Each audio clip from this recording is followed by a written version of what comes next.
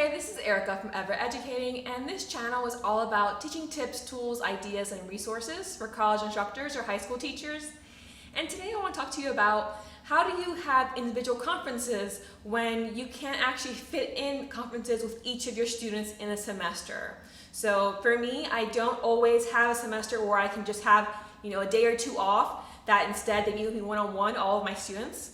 But individual conferences can be obviously very helpful to particular students when they're struggling in class. So when I don't assign them to all students, here's my approach of how I make sure that the ones who really need it do come to see me one-on-one.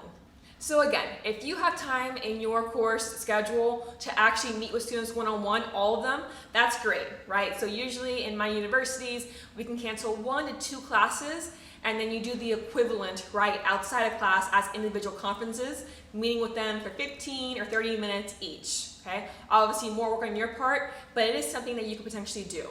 But if it's not possible because of your design, then how I would approach this is giving them an activity that helps you see whether or not they need to see you one-on-one in order to make sure they succeed in the class as a whole. Okay, so in my case, the way I've done this for the class I'm teaching now, which is literature and composition, is that I assign students to create a paper outline for their first major paper. And I have a whole video about exactly how that outline is designed, which I'll link below. But in this case, when they turned in that outline, it was very specific in how it was designed. And so I can see, okay, so of my 40 students, right, I had about, I would say, 28 of them that were in the clear, right? Yes, this outline worked, I had feedback for you, but you're on the right track. And then the rest of them, I had a few who just didn't submit one at all. And I wasn't sure if it's just because they don't have the time and they didn't think it was important, or because they were so lost that they didn't have anything to submit, right? And then I had a few, right, who turned it in and it didn't actually work as it was supposed to. Their topic sentences were more plot summaries, right? Their thesis wouldn't actually function in their paper. So I had a few of those as well. And so I had this activity, they did it, I got the feedback to them very quickly, and then I said, okay, for some of you, in my feedback I said, I recommend you see me one-on-one, but it's not required of you. Though I would love to speak to you.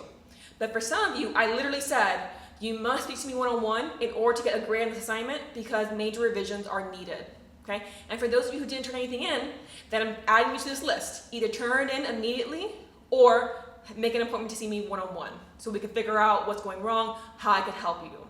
And so the tip here is have an activity that can give you a sense of who really needs the help for the major projects. And you can do this once, right? Or you can do this for every single major project as you need to, right? So in this case, I'll do it again for the second unit as well. But first you do the activity that helps you get who really, really does need that help one-on-one and tell them, hey, let's meet one-on-one. Let's make sure that you're succeeding as the semester goes forward. Now, once you tell them that we must meet one-on-one, make sure you give them a task to do before they meet with you. Okay, so in my case, I told them, make sure you know for sure what text you're gonna write about so we can at least know where to get started in creating your thesis and your topic sentences if you haven't actually turned in an outline yet, right? Or if you did turn in your outline already, make sure that when you go in, what's on their schedule is figuring out how can we revise these to make them make more sense. So know that when you meet with me, that's the goal. Do any prep you need to do, right, in order to make sure that we accomplish this goal when we meet one-on-one, okay? So actually tell them, hey, here's what you need. Do you need certain materials or just certain ideas, right, before you meet with me for our session?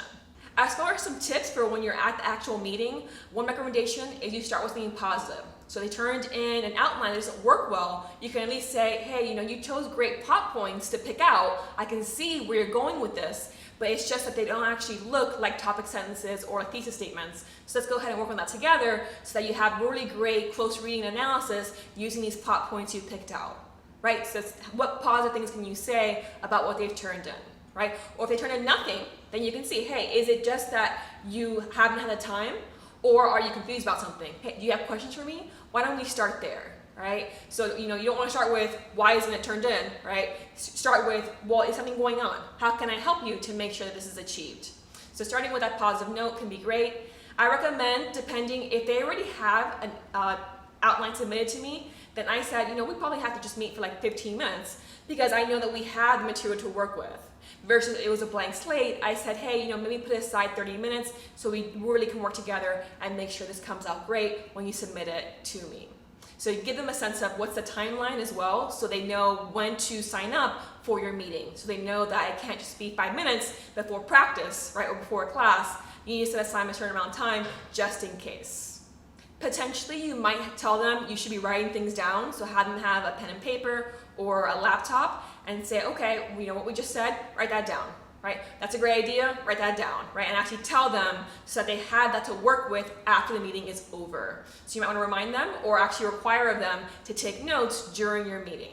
And then of course, at the end, you want to remind them to resubmit or submit for the first time, whatever it is that needed that extra work. So maybe revising their outline and submitting it by that night, midnight, or by the next day, midnight, or 5 p.m., or whatever it is that you want to say time-wise.